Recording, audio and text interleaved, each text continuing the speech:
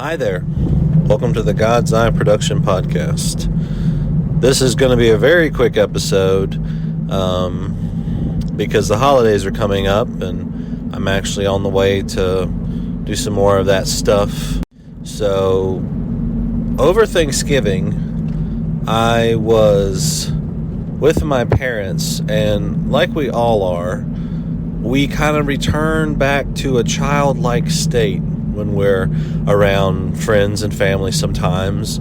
The young places in us lines up with the expectations that they had when we were young, and we kind of play out those roles even if we're 50 years old and they're 80 years old or fill in the blank.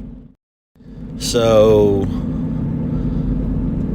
for whatever reason, sometimes we get caught in old patterns of thinking, old interpretations, and sometimes we're under spiritual attack. And you know as well as I do, there's been comedies about it, there's been other things about it, like, oh, well, your mom's coming to town, or, you know, I don't know if dad's going to make it this year, so on and so forth.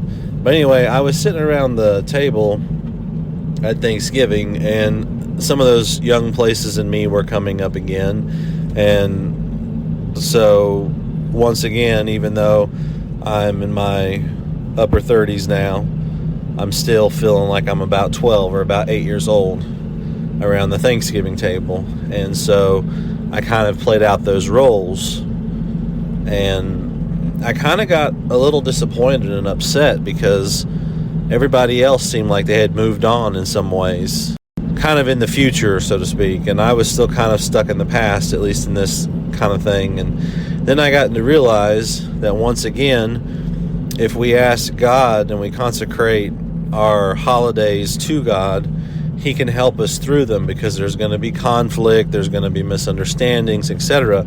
And even if you kind of get to the point where you recognize those and like, oh, I wonder what interior work God and I are going to do this year, or something along those lines in terms of your thought, it can still steamroll you, and you're like, oh my gosh, this brought up an old wound that's actually in this place, and this interpretation was wrong, and thank you for showing me that, God, so on and so forth. And so there is a great message on this, more in detail, with the Wild at Heart podcast. Typically, about this time of year, they do one about the holidays and kind of things to think about, and, you know, from their own personal experience. One of them talks about the Christmas tree and how he wanted everybody to decorate the Christmas tree. It was going to be perfect. It was going to be beautiful and magical, and it crashed and burned, and it never happened that way. He ended up doing it all by himself.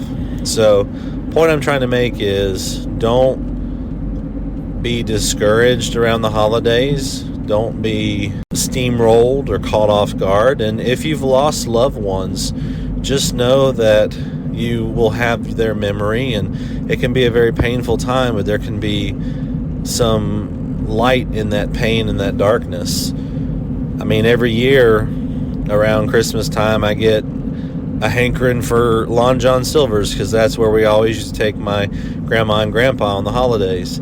So that happens about once a year, and I mean, for the longest time, especially around the holidays, like, for instance, I couldn't eat Fruit Loops because I'd cry every time I tried to, because it would remind me of Grandma, because that's where I used to go and get my Fruit Loop fix when I was a kid, you know, and drink 2% milk, which I thought was amazing at the time. So it can be a painful time, but it can also be a time of going back and exploring and getting into some deep work with God, if you allow it to be like that. So don't get caught off guard. Don't let the holidays steamroll you. And I would highly recommend listening to that podcast. They go into it a lot more detail than I do, because this is kind of more of a plug for their podcast, I guess.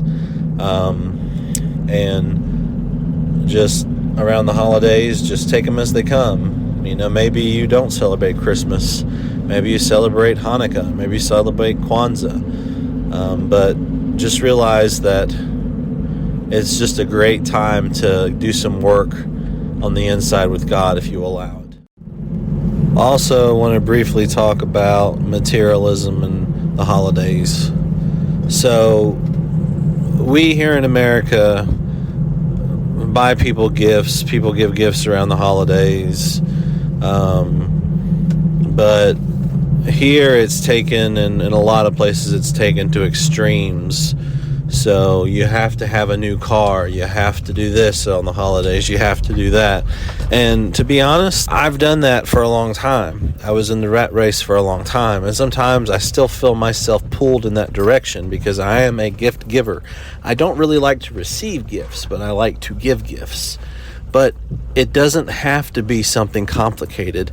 Do yourself a favor and make your Christmas as simple as you possibly can. Now, if you feel compelled to decorate the whole house like Clark Griswold in A Christmas Vacation, and it's something that brings you joy, and it's not kind of a humdrum type, I have to do this because I've always done it type thing, then do it. But try to simplify your Christmas as much as possible.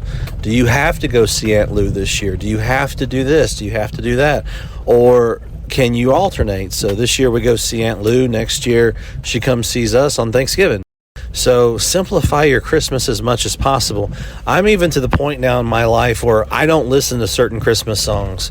So Silver Bells, I used to love that song, but now I really don't like it because to me it just feeds the spirit of materialism because it's just all about buying stuff. Any song that promotes materialism, I try to stay away from because it makes me more, that gift's not good enough for so-and-so. I need to go get them a new car, or maybe I need to go $41 out of budget or something.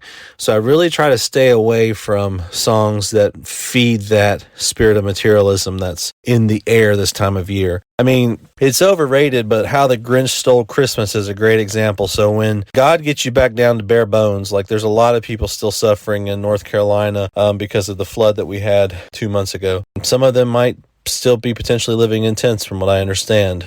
They need our prayers.